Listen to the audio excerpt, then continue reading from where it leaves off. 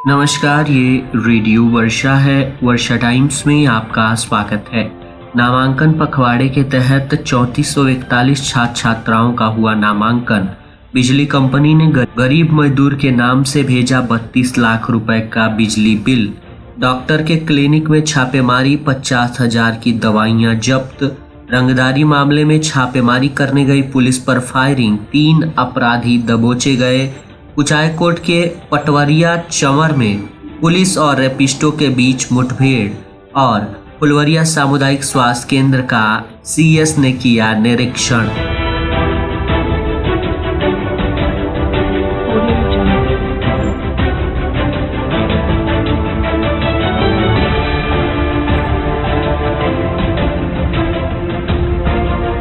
वर्षा times के साथ मैं नवनीत। अब वर्षा टाइम्स विस्तार से। फुलवरिया प्रखंड की सभी 12 पंचायतों के अंतर्गत संचालित विभिन्न विद्यालयों में नामांकन पखवाड़े के दौरान प्रथम वर्ग से लेकर अष्टम वर्ग तक कुल 3441 छात्र छात्राओं का नामांकन कराया गया है, जिसमें प्रथम वर्ग में 1066, द्वितीय वर्ग 955, तृतीय वर्ग में 203, चतुर्थ वर्ग में 162, पंचम वर्ग में 153, षष्टम वर्ग में 656, सप्तम वर्ग में 99 व अष्टम वर्ग में 147 सहित कुल 3441 छात्र छात्राओं का नामांकन कराया गया है।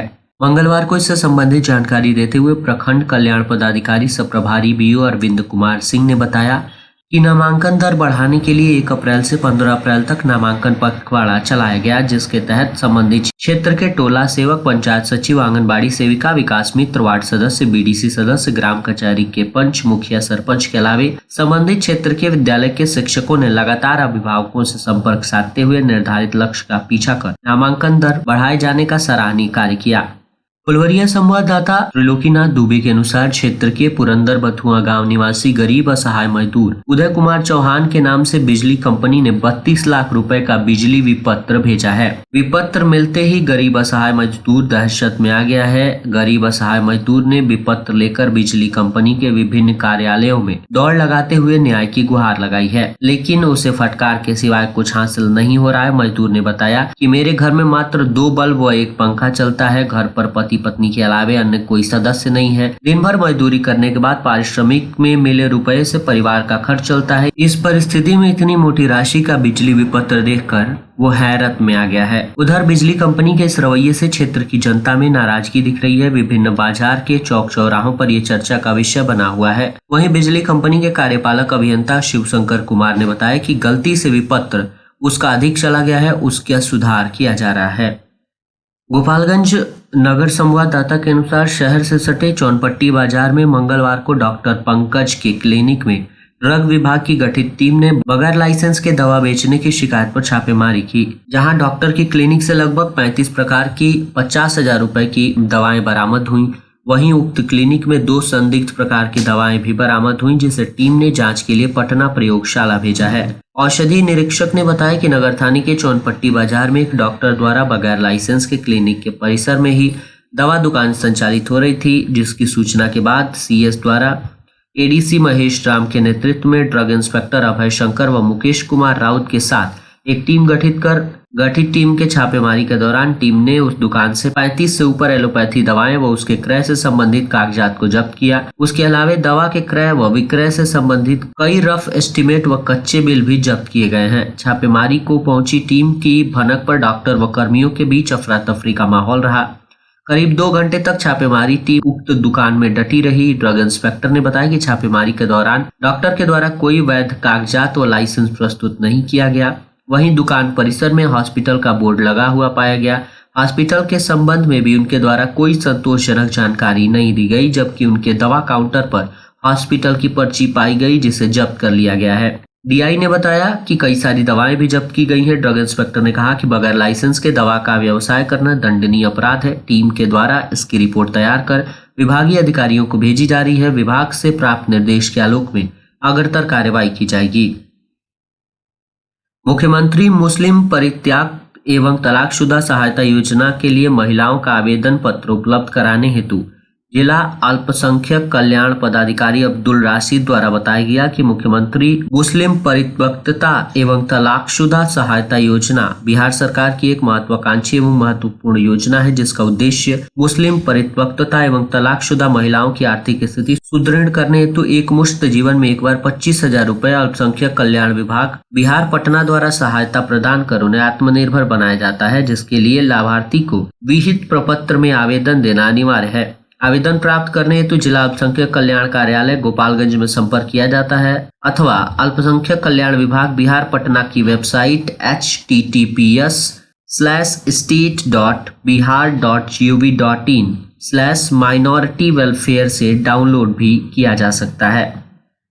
पहलगाम में पर्यटकों के हुए नरसंहार पर आंदोलन का दौर जारी है। इसी क्रम में बैकुंठपुर विधानसभा क्षेत्र के प्रमुख बाजार दिघवा दुबौली स्टेशन तक स्थानीय बुद्धिजीवियों एवं सामाजिक सरोकार रखने वाले लोगों ने पहलगाम नरसंहार के विरोध में कैंडल मार्च निकाला तथा आक्रोश व्यक्त किया।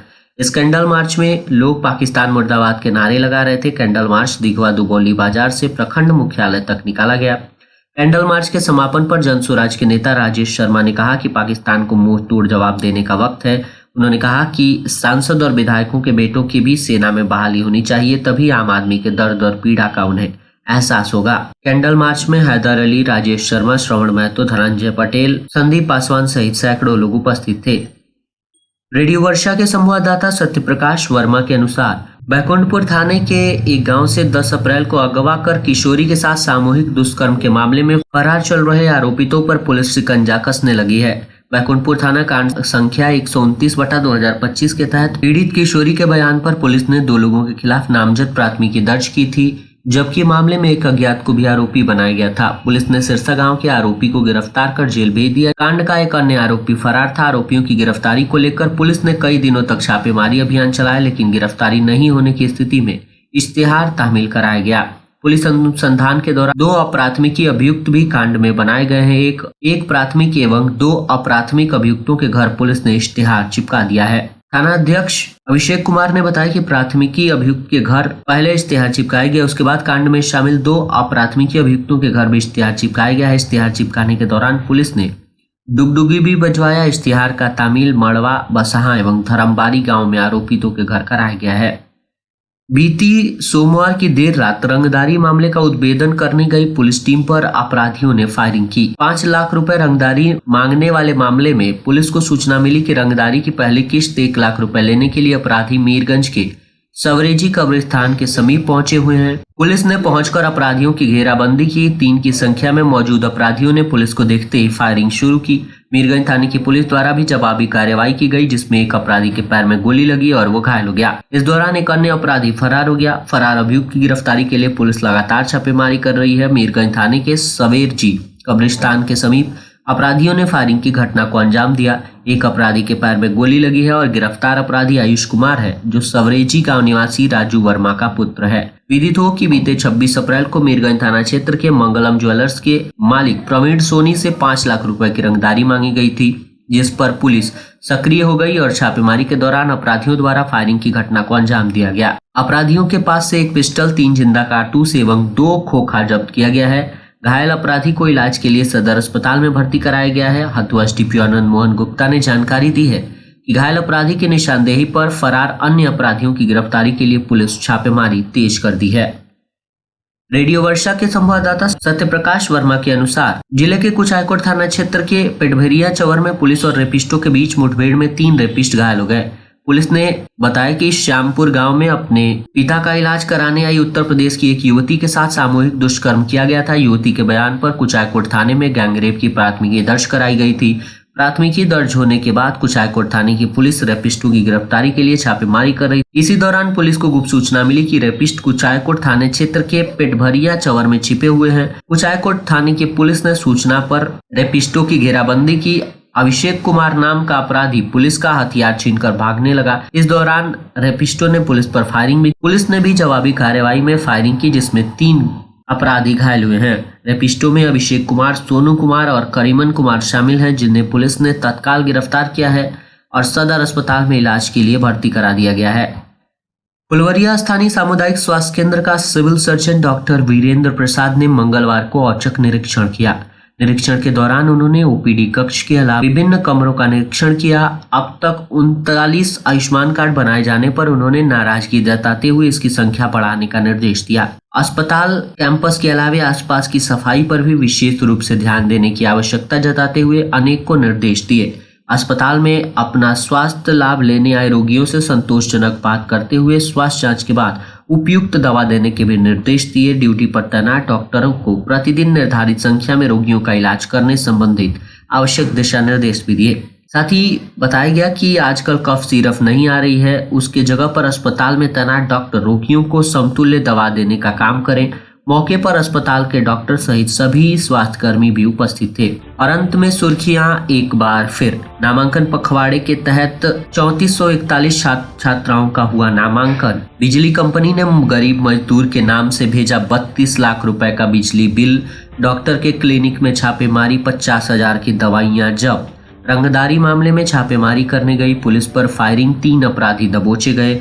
कुचायकोट के पटवरिया चवर में पुलिस और रेपिस्टों के बीच मुठभेड़। और फुलवरिया सामुदायिक स्वास्थ्य केंद्र का सीएस ने किया औचक निरीक्षण। वर्षा टाइम्स का ये अंक यहीं समाप्त हुआ। नमस्कार।